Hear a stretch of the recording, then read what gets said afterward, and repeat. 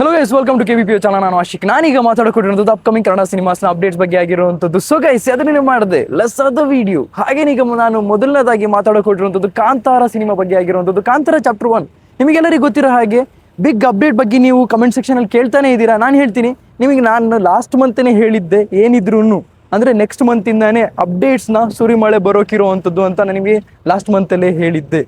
ಅದರ ಅರ್ಥ ಮಾಡ್ಕೊಳ್ಳಿ, ಈ ಮಂತಿಂದ ಅಂದರೆ ಬರೋ ಮಂತಿಂದ ನಾಳೆಯಿಂದ ನಿಮಗೆ ಅಪ್ಡೇಟ್ಸ್ ಬರ್ತಾ ಹೋಗುತ್ತೆ ಕಾಂತಾರ ಚಾಪ್ಟರ್ 1 ಬಗ್ಗೆ.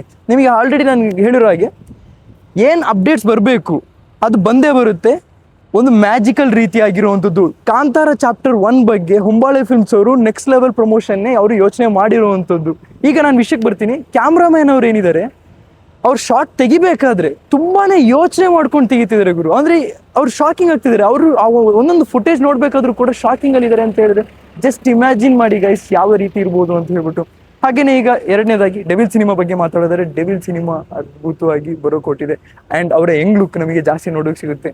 ಬಿಹೈಂಡ್ ದಿ ಸೀನ್ಸಲ್ಲಿ ನನಗೆ ಗೊತ್ತಾಗಿರುವಂಥದ್ದು ಅವರ ಯಂಗ್ ಲುಕ್. ಎಷ್ಟು ನನಗೆ ತುಂಬಾ ಶಾಕಿಂಗ್ ಆಗ್ತಿರೋದು ಏನಂತಂದರೆ, ಅವರ ಪ್ರೀವಿಯಸ್ ಫಿಲ್ಮ್ಸಲ್ಲಿ ಹಿಂದೆ ಎಷ್ಟು ಜನ ಮೇಕಪ್ ಆರ್ಟಿಸಿದ್ರು ನನಗೆ ಏನು ಗೊತ್ತಿಲ್ಲ. ಆದರೆ ಸ್ಕ್ರೀನಲ್ಲಿ ನೋಡಬೇಕಾದ್ರೆ ಅವರಷ್ಟು ಹೆಂಗೆ ಕಾಣ್ತಿರಲಿಲ್ಲ. ಆದರೆ ಈ ಸಿನಿಮಾದಲ್ಲಿ ಅವರ ಹಿಂದಿನ ಸಿನಿಮಾಗಳಿಗಿಂತ ತುಂಬಾ ಹೆಂಗೆ ಕಾಣ್ತಿದೆ ಅಂತಲೇ ಹೇಳ್ಬೋದು. ನಾನಿಲ್ಲಿ ಎಕ್ಸ್ಪೆಕ್ಟ್ ಮಾಡ್ತಾ ಇರುವಂಥದ್ದು ಕೂಡ ಸೆಪ್ಟೆಂಬರ್ 2ನೇ ವೀಕಿಂದ, ಸೆಕೆಂಡ್ ವೀಕಿಂದ, ಇದು ಡೆವಿಲ್ಗಾಗಲಿ ಅಥವಾ ಕಾಂತಾರಗಾಗಲಿ ಸೆಪ್ಟೆಂಬರ್ 2nd ವೀಕಿಂದ ಪ್ರಮೋಷನ್ ಸ್ಟಾರ್ಟ್ ಆಗುವಂಥದ್ದು. ಆ್ಯಂಡ್ ಇನ್ನೊಂದು ವಿಷಯ, ಒಂದೇ ಒಂದು ಥೀಮ್ ಸಾಂಗ್ನ ಅಪ್ಡೇಟ್ ಬರುತ್ತೆ ಸೆಕೆಂಡ್ ವೀಕಲ್ಲಿ. ಅದಾದಮೇಲೆ ಯಾವುದೇ ಒಂದು ಅಪ್ಡೇಟ್ ಬರಲ್ಲ. ಸೊ ಇದಿಷ್ಟು ನನಗೆ ಹೇಳಿದ್ದು. ನಿಮಗೆ ದಯವಿಟ್ಟು ಕಮೆಂಟ್ ಸೆಕ್ಷನ್ ತಿಳಿಸಿ ಅಂತ ಹೇಳ್ತೇವೆ. ಇಷ್ಟು ನಿಮ್ಮ ಕಲೆಕ್ಟ್ ಮಾಡಿ, ಶೇರ್ ಮಾಡಿ, ಚಾನಲ್ ಸುರಾಗಿ ಸಬ್ಸ್ಕ್ರೈಬ್ ಮಾಡಿ. So keep watching, love you all, piece.